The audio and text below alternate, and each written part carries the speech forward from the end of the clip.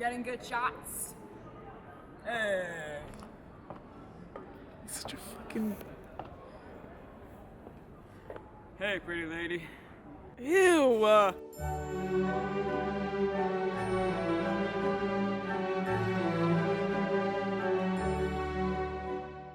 So we're getting ready to go to Versailles because last time I came to Paris to come see my best friend and celebrate my birthday with her, we were not able to get in for reasons we won't talk about anymore because we've moved on and grown as people and our friendship has become stronger since. So we're gonna go to Versailles, but before we're gonna have an American dinner because I really want an American breakfast, and then we're gonna vibe.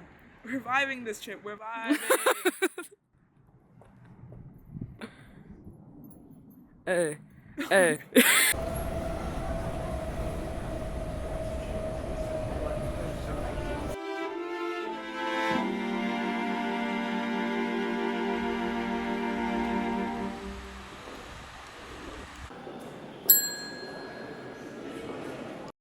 Say hi.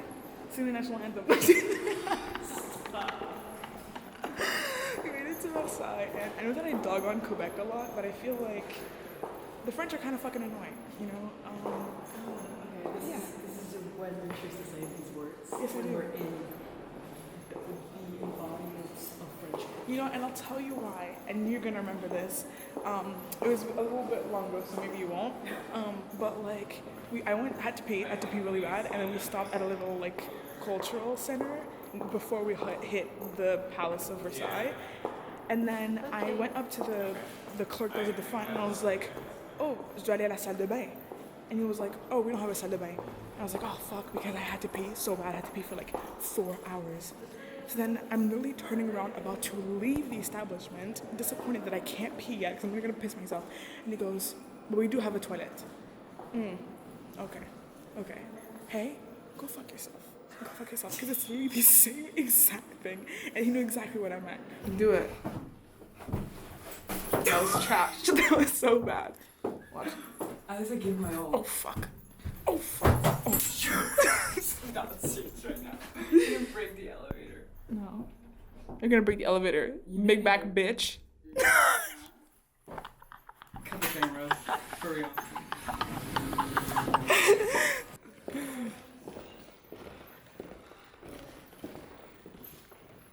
It's literally my nose. Chloe, no. Love yourself. Like, I think we're related. Like, maybe I should, like, pop back, like, the castle. You think you're related to every single aristocrat in France? I mean, they're all sucking fucking colors. Like, also, you know? Something that makes them. You look like an incest child, actually. Hi, guys. No, sorry, I didn't do hi, Vogue. Hi, Vogue. Here's the... Hi, Vogue. Here is...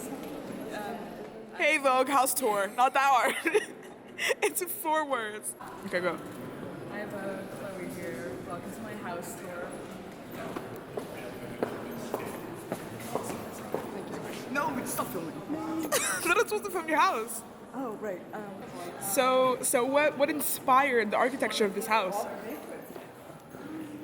Probably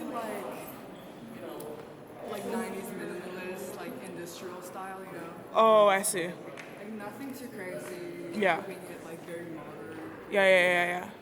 clean, and like nothing too special. But as you can see, here's how it's going. So, you know, again, we didn't want to splurge, and we just wanted, luminous areas, and I think it turned out like okay. Honestly, it's a little bit shack-like, I'm not gonna lie. I get that a lot, and I get where you're coming from. Like, we didn't want to like show off our wealth or anything. Like that would be ridiculous. Which is why we kept it above ground. Very... Above ground, I sure fucking hope so. House. Why did I say above ground? Like, what's that mean?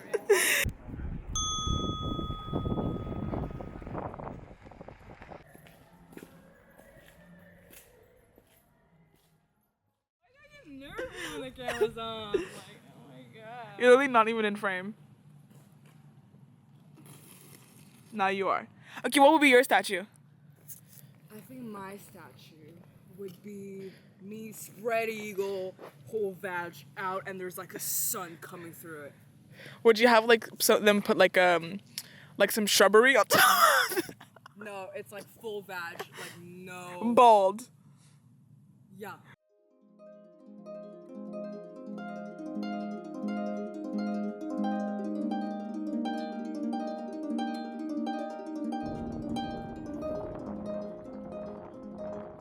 How do you remain authentic to your identity? How do you craft more of yourself, develop yourself? What do you do practically? I think you need to let yourself get bored, and with boredom comes self-reflection, and sometimes it helps you I need to fucking craft like a speech if you want to talk about this. I think what's really helped me like try to like nurture my creativity is really sounds really simple, going outside, hey, experiencing the world, and then just with that, like new ideas come to you, new thoughts come forth.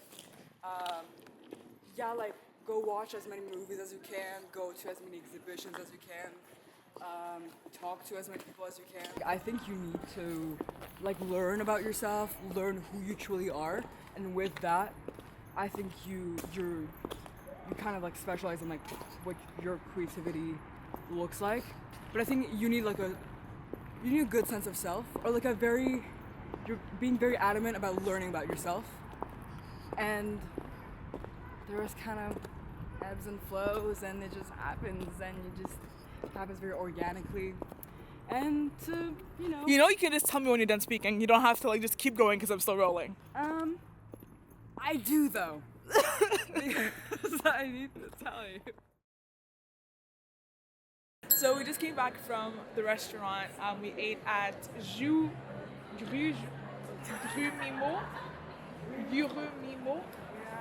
I don't know. So we just ate some Italian food, and we came earlier than the event that we're actually going to, which is a cabaret, because I was really fucking hungry. But then we're gonna go to a bar in the meantime because we have like 2 hours to kill before the start of the cabaret show. So the reason, though, I wanted to create this video separate from the other one is because I think that there's so much to be said just on the topic of the conjunction and disjunctions of authenticity and community, and how easily it can create harmony between yourself and others when you're actualized, and how easily it can create disharmony when you're just so focused on community too much or authenticity too much. In either case, either you're being too individualistic and you'll feel lonely, or you'll feel like an outcast, or if you're too focused on community, you will lose kind of a sense of self because you'll be so focused on making sure that yourself is assimilated with the community that you exist within. So this video is more so of a practical guide. The video before was really about theory, philosophy, thinking about it, but this video I really wanted to give you ideas on authenticity and how to practice it while still trying to exist in harmony or coexist with other people on this planet, because that's also really fucking important. Chloe says that she has a message, so let's hear it. Oh wait, can I see myself? No. So, wait, there's something that's coming. Oh, you have to record me then. No, the other one. Oh, who cares? I don't know where you guys are from, where you guys are watching this video from, but I just want to say... Speak louder. I just want to say that I really love Paris, and I hope you guys get to experience it through Tyler's lens, and you guys will love it just as much as I do, that she does, and you really get to come to Paris, and if you haven't already come to Paris, why not?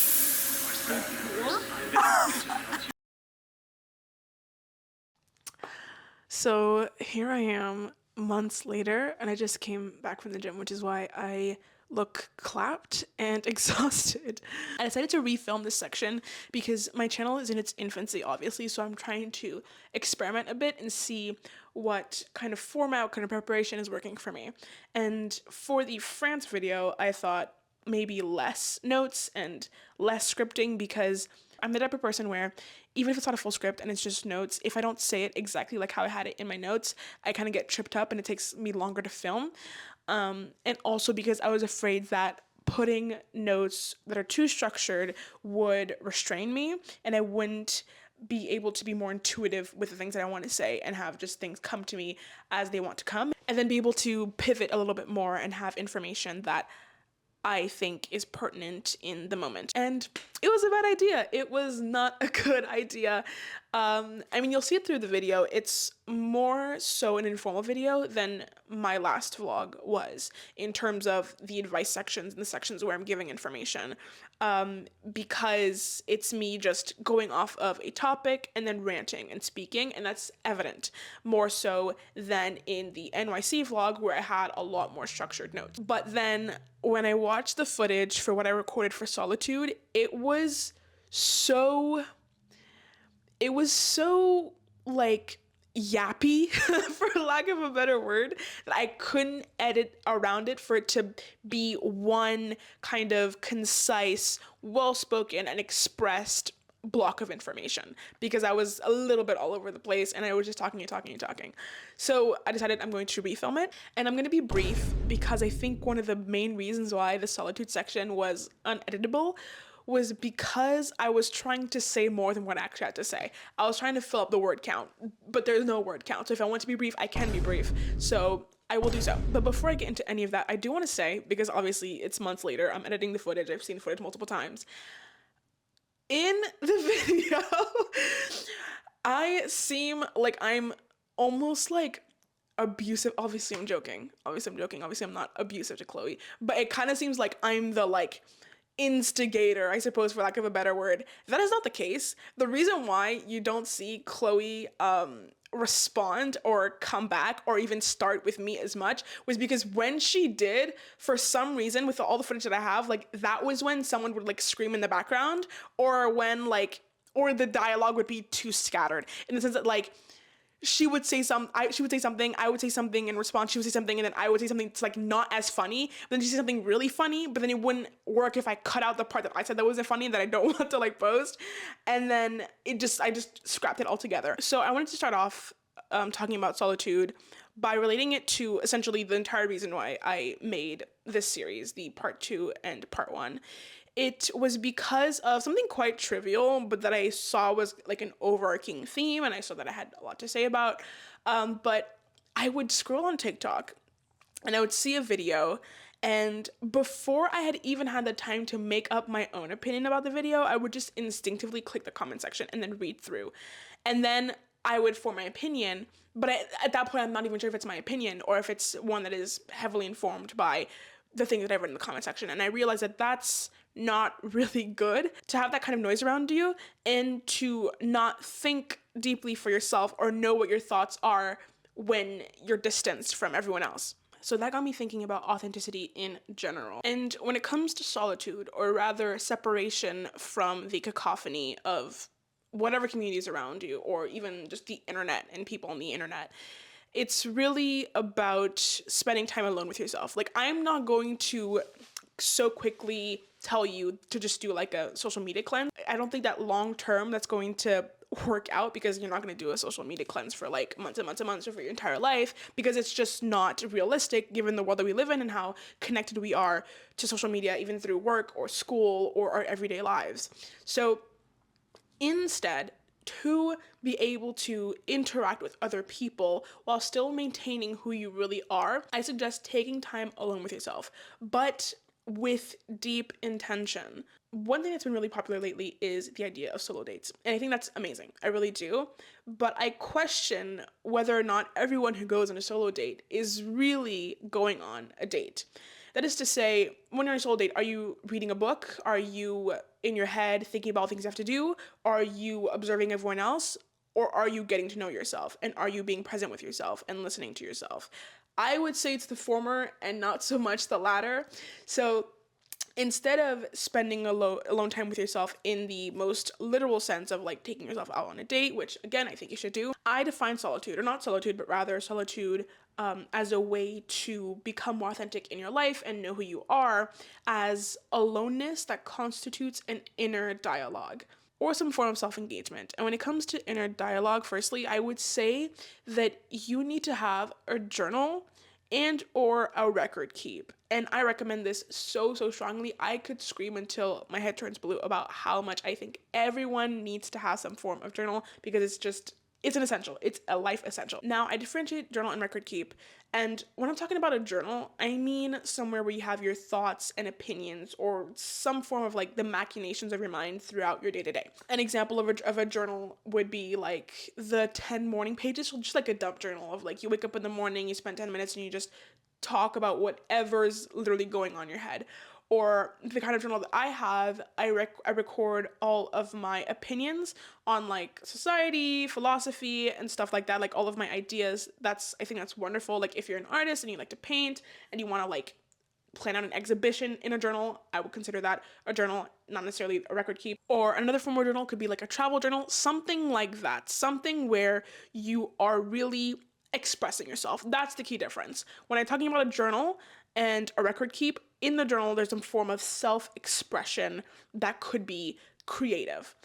The record keep is very much almost data, almost like collecting data about yourself. So an example would be, I have a couple of record keeps and they're all on my notes app, but for the journals, I have like physical journals. So record keeps, I have one that just lists all my favorite things, all the things that I love, like my favorite flower, favorite show, favorite movie, favorite artist. Another one I call my personal log, and that one's almost like a reminder, like a set of reminders. So I remind myself of what things relax me, of what things bring me joy, of what I can do to evade common dysregulated behaviors that I have, that kind of thing.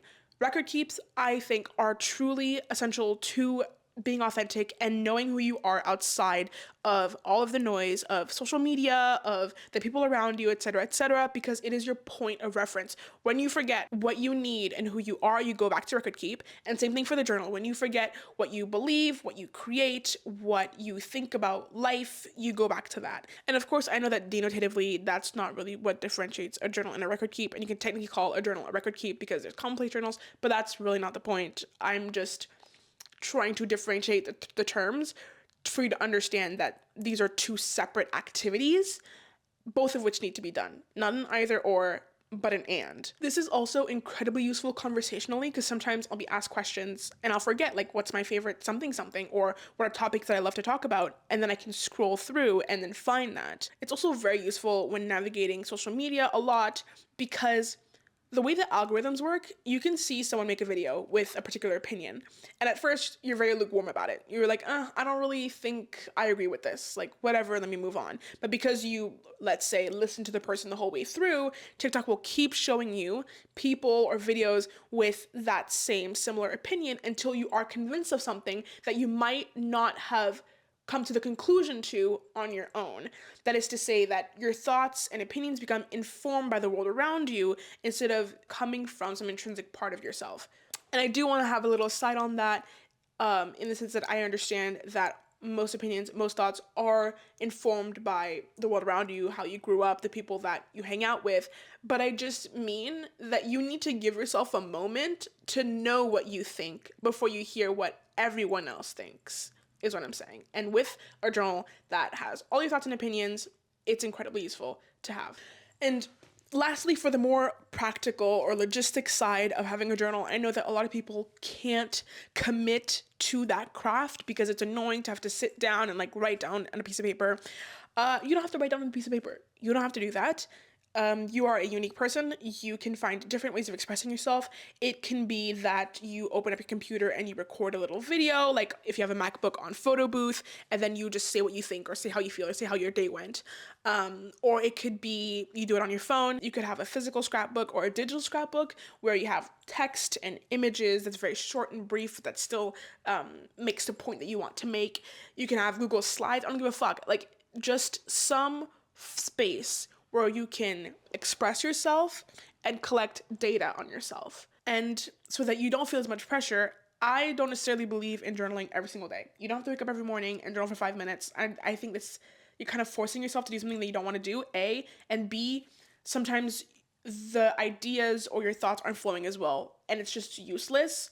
So I don't believe in that. What I do instead is just journaling when I have an idea, journaling when I have something to say, because then I'll get passionate about it and it won't feel like a chore that I have to do every single day because I have this burning thought, this burning desire to express myself, and then I do. And it's great and it's easy and it's very low pressure and I still get to get all the benefits that I believe exist when you journal.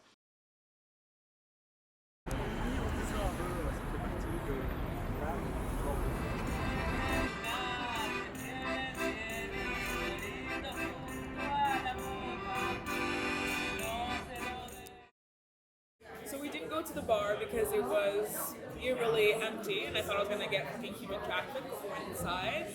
Chloe insisted, actually, that we should go, but thanks to me, we are both still alive.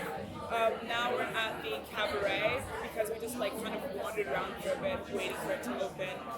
We're getting food first because the cabaret itself isn't open yet. We're on, what's it called? Not a boat. Finish. We're on a peniche, whatever that is in English. We're on a peniche, and it doesn't open until 10:30 for the actual cabaret, but we get to eat at 9 o'clock. So before that, we're just wandering around because Chloe's feet were in pain because she made a terrible choice for her shoes. This is what you included in your vlog? Yes, I'm airing you out in 4K. I'll update you guys once the cabaret show starts and titties start popping out. So.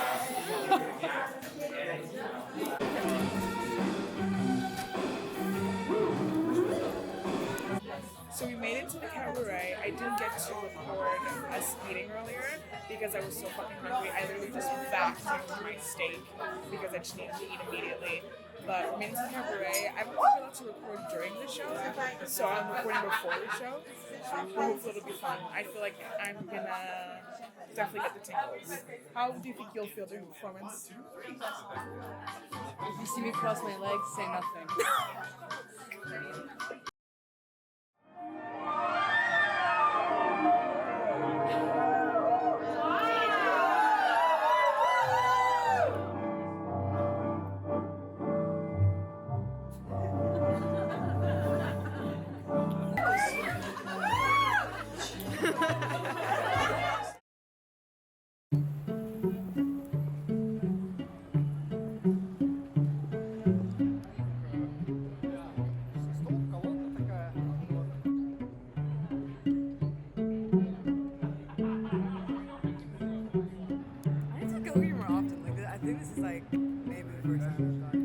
Really? So we're doing Chloe's long-awaited, famous walking tour. And literally, like, I can see her right now. She's quivering from excitement because the second I landed, that's exactly what she wanted to do. She wanted to bring me around Paris, give me random historical facts about the monuments here, and just show me around her home city that she barely visits herself. I actually have a fun fact for the vlog. Okay, go ahead. 1131, on the 13th of October, was the death of Philippe, the eldest son of King Louis VI, who died a day after being thrown from his horse, which panicked when he encountered a pig. As a result, it was forbidden to let pigs go freely in the city streets. What? Justice for pigs? Okay, so then when Julius Caesar came over and he conquered Paris, they then expanded the city from Ile de la Cité towards the left side, towards something called Mount Saint-Geneviève, and that was where the Roman settlement started. Then towards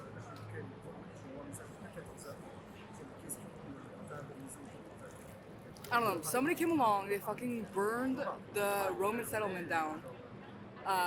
Like Germanic people. Germans? And then as time went by, they started expanding organically the city, like ring by ring, building like wall by wall around each ring. And that's the Paris we know today.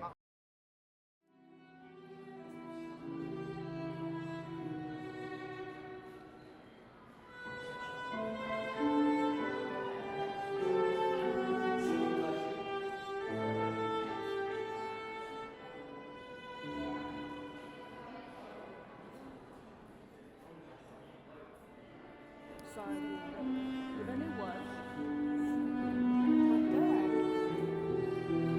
in 1857, the Commonwealth burned the Tudor castle, which is where the layout looks like this. So During that time, France was pitted against Great Britain, Austria, Russia, and several other countries.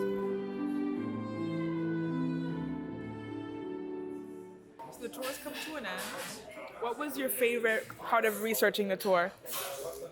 What? The fact that my fucking bottle of water was €6. I'll pay for it, it's fine. No. Yeah. Anyways, what was your favorite part of the tour? It was really cool to. I mean, like the research part. Like, what was your favorite thing to like learn about? My favorite thing to learn about was the Battle of Austerlitz, to find out that France won and we're the coolest. And then you lost every single time after. Yeah. Yeah. Yeah. Yeah. Because everybody was against us. Because at the end of the day, Because really, the big problem is French oppression in this world. yeah, we're the underdog in this world. Yeah. And it was about somehow. Oh my gosh. Maybe it's the billions of dollars you guys steal all the time, but. Huh?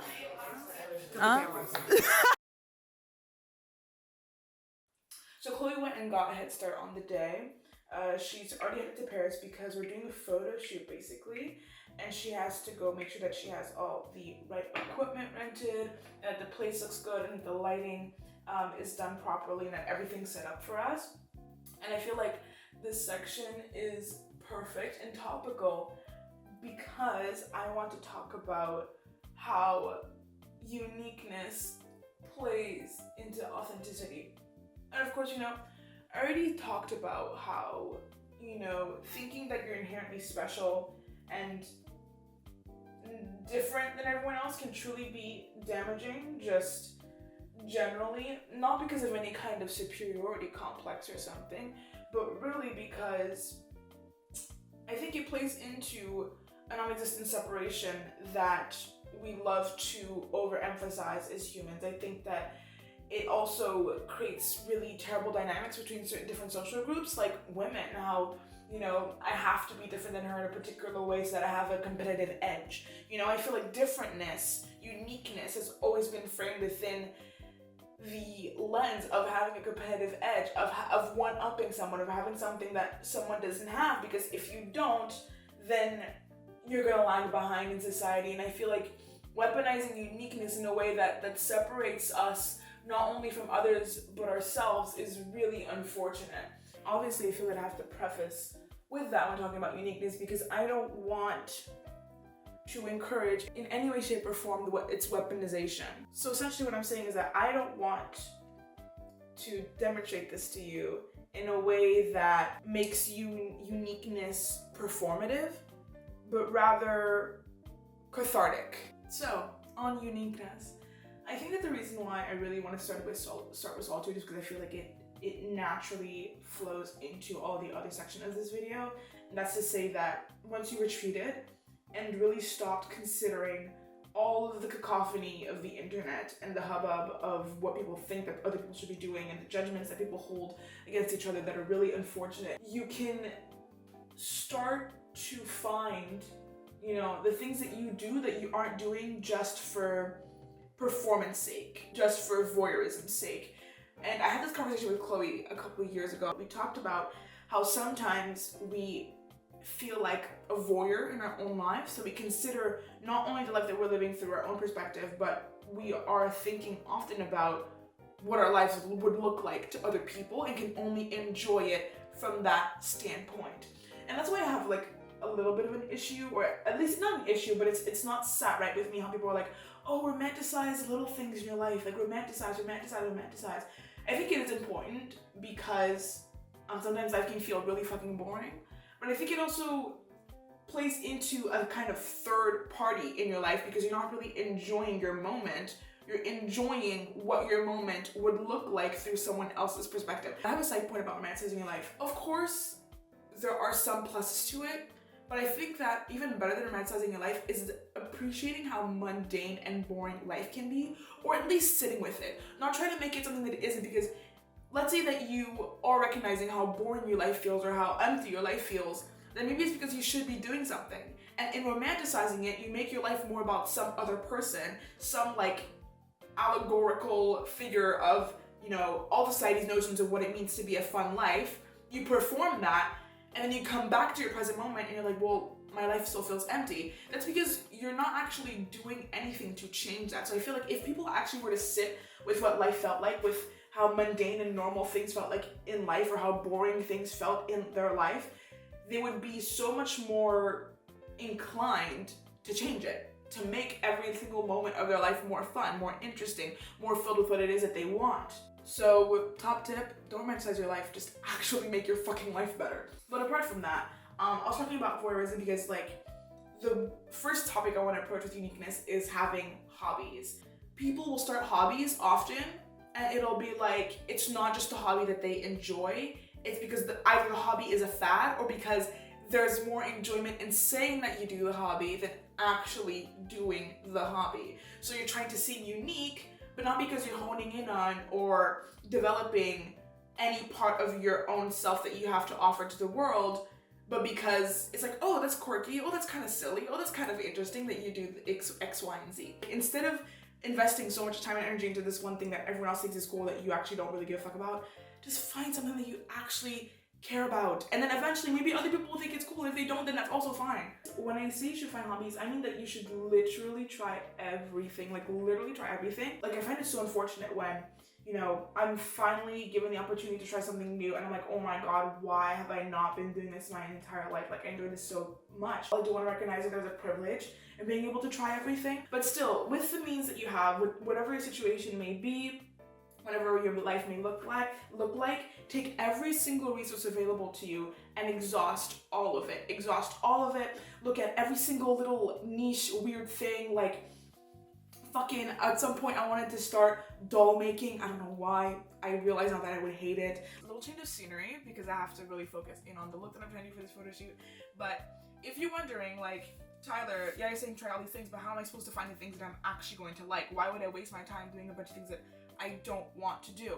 First of all, I would say that I feel like you would figure out pretty quickly if you don't like doing something, so you wouldn't end up wasting that much time. But apart from that, to see what you're maybe naturally inclined to, I think it's good to look at what are some reoccurring themes or descriptors that come up in your life when it comes to you. Like I have so many people throughout my life tell me like, oh my god, you're such an effective communicator, like you should be a therapist, etc, etc. Me and my voice and my capacity for communication comes up so often, it's truly insane. And I think starting with that can be an amazing avenue for you to find the things that you should be doing or the things that you eventually will find that you enjoy. So I'm good at communicating, I'm good at giving people advice, I love making people feel better, and I love helping people realize their true potential, because for me, oh my god, there is nothing that pisses me off more than when I see someone and I hear that someone has something that they could be doing, that they could be doing so much more, and they're not doing that for some reason. I am a very follow your dreams, do your thing, actualize yourself, expand yourself, do everything type of person. And I love photography, so I was like, okay, what if I combine all of those things and started a YouTube channel and started vlogging, but vlogging to have that kind of creative, expressive, like videography component, but also talking to the camera and giving advice and having a theme that kind of brings it all together. So listening to the things that life is naturally telling you that you should do, that, you know, you are naturally always being pushed to do, I think that's an excellent place to start. And then still, if you're befuddled, still if you can't think of anything, just Google like niche fucking hobbies, literally Google niche hobbies into the search bar, and to know whether or not you kind of hit the nail on the head and found the hobby that's really about, you know, you expressing yourself and you being yourself, you'll enjoy doing it without any reward. You know, you'll do it, and even when other people don't reaffirm for you that, oh, you did amazing, or, you know, let's say, for example, I shoot this video out and it gets like 1 view, that's when I'll really know, do I love doing this? Is this for me? Should I keep doing this? Because if it has 1 view and I'm still like so passionate by it and I still want to get up and do something fun and then record me doing something fun and then saying something important over that, then I'll know that this really is coming from my heart and nothing else, and not expectation or a claim to fame or anything like that. And also there's a part of it where, and I guess maybe to fully agree with this, you have to be a little bit spiritual or believe in manifestation, but not even, because I feel like it generally makes sense. from a manifestation perspective, the idea that you being aligned with your higher self is going to attract the people that you want to attract for you to live the life that you want to live and live the life that you're manifesting. But apart from that, really like leaning into your hobbies and the things that make you you and really crafting that uniqueness can so easily bring people into your life. Like when I was in New York, I was carrying around my huge fucking tripod.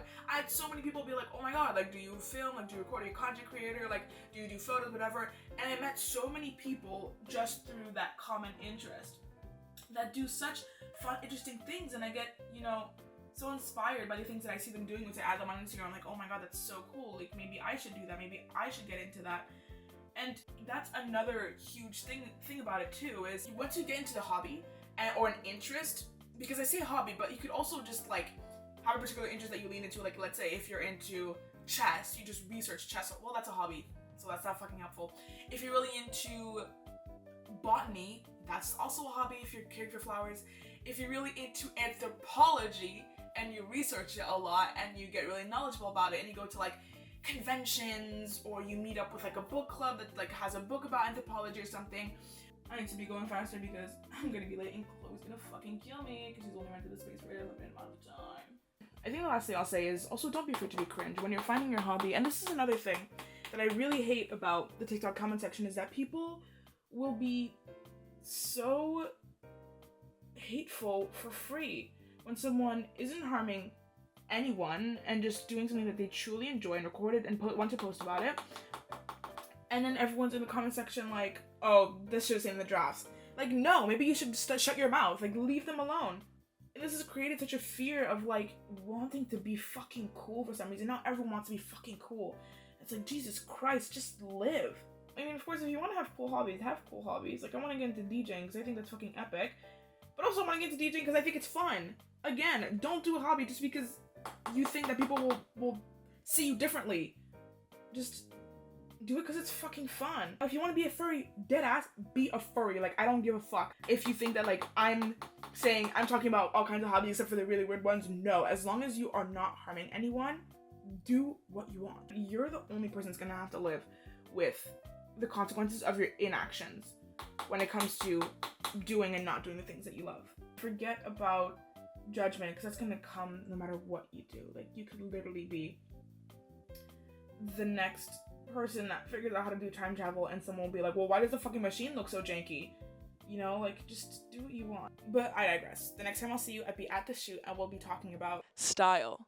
I think that a lot of people really underestimate the importance of artistic expression when it comes to fashion. Like, think about it. When you go outside, the first thing that people will think about you and who you are is about how you present yourself, and that's through your clothes. So, in the realm of ignoring the things that flood the internet and the things that other people do and herd mentality, I think that a huge problem on TikTok right now is obviously microtrends. And because of those, so many people aren't really taking the time to think about what feels good for them when it comes to what they wear, what's comfortable for them, what they like to put out into the world when it comes to their fashion and what it represents of who they are. So to craft style and to not only follow every microtrend like cheetah print, cow print, super short skirts, huge belts, blockette, indie kid, emo boy, those cowboy boots that now everyone's wearing, those things, instead of just focusing on what you see on the internet and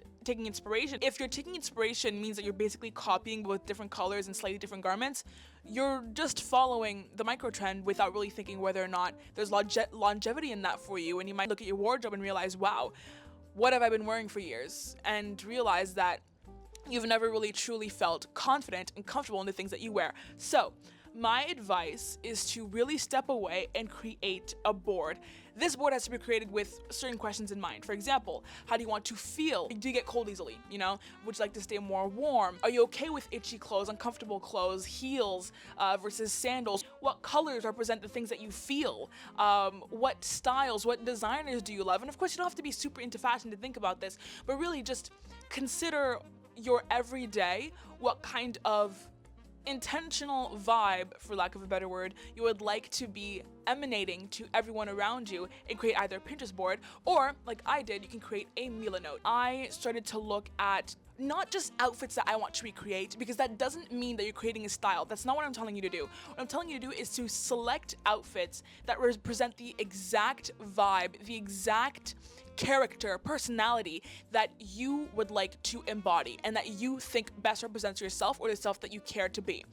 And I put all of them together. I started thinking about, what are staples for me. I like to wear a lot of, little accessories, rings, bold rings, blouses, skirts, silks, knits. Not only does this allow you to really lean into your uniqueness, but it saves you money because you don't have to buy a bunch of clothes you're gonna throw out, save the environment, and it saves time because you're not gonna always be worried about what's the next thing you're gonna be wearing, because you're gonna have these pieces that you don't mind repeating over and over again because they really speak to who you are.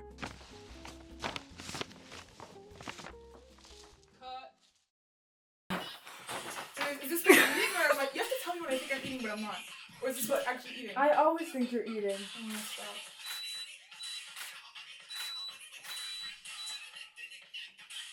Don't move.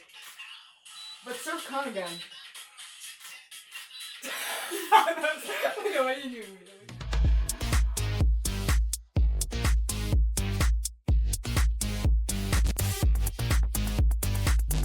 Keep your body completely pinned straight, but at the same time relax it entirely. Okay?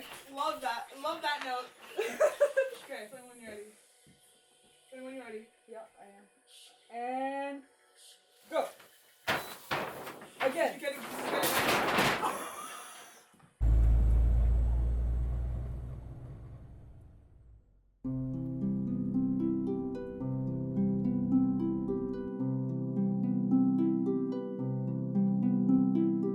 So the next section of this video is really about artistic self-expression and how you can grow as a creative and an artist and show more of you in the things that you create.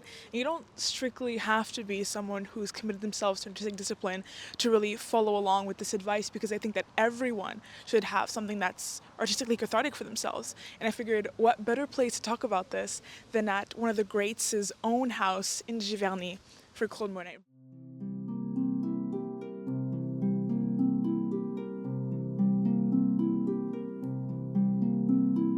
I forgot my tripod, so this is going to be the angle we're working with, and there's also like no space on the walking path that I could put my tripod on anyways. But as I was saying, I think that like number one, which I've said this previously, is connecting with people in your field. So like I said, when you come into a hobby and you start going to clubs for it, conventions for it, or just walking around and it's evident that you practice this hobby, it's really easy to meet people on the street that do the same thing as you and that are willing to connect with you and meet with you, even to do projects with you. And I think it is absolutely crucial to curate a network of people that are around you that really represent who you are, so that's understand your artistic vision, that understand the things that you want to put out in the world. And this can be absolutely anything. If you're a writer, if you like to sew, if you like to paint, if you like to do really anything. I would also say that I believe that you have to have an understanding already of yourself as an artist, as someone who creates, as just a human being. Again, this isn't specific to people who practice art, but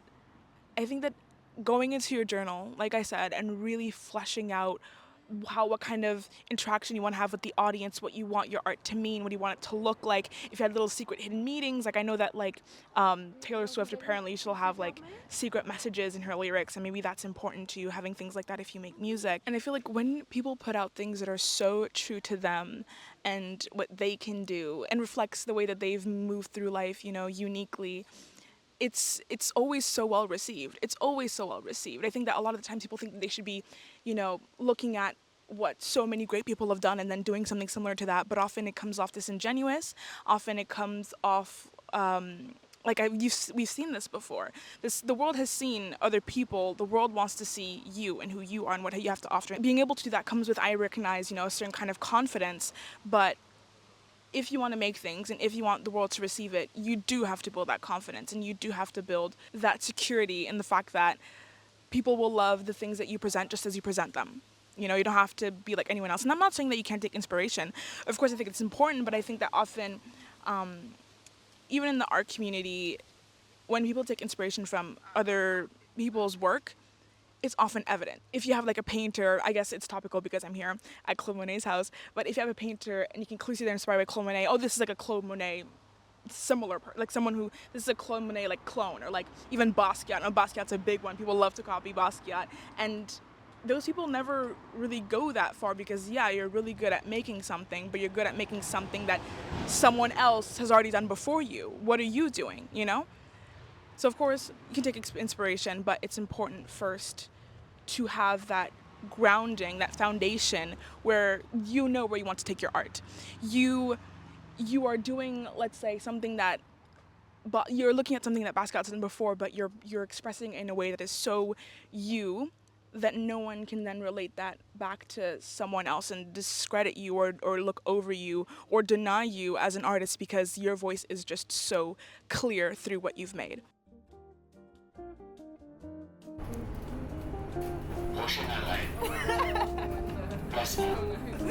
Feel like you don't have to do your side profile, you can just turn to the window.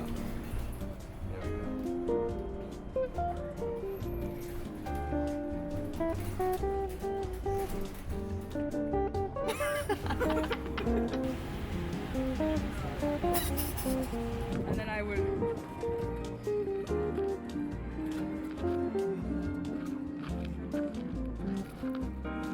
Am I doing it right? So I'm gonna have to record you now. So can you just say what you said? So could you just say what you said before? I said that I love all my financially disadvantaged. No, you said something that rhymed with like being poor is a choice. Oh, It rhymed with that? Being poor is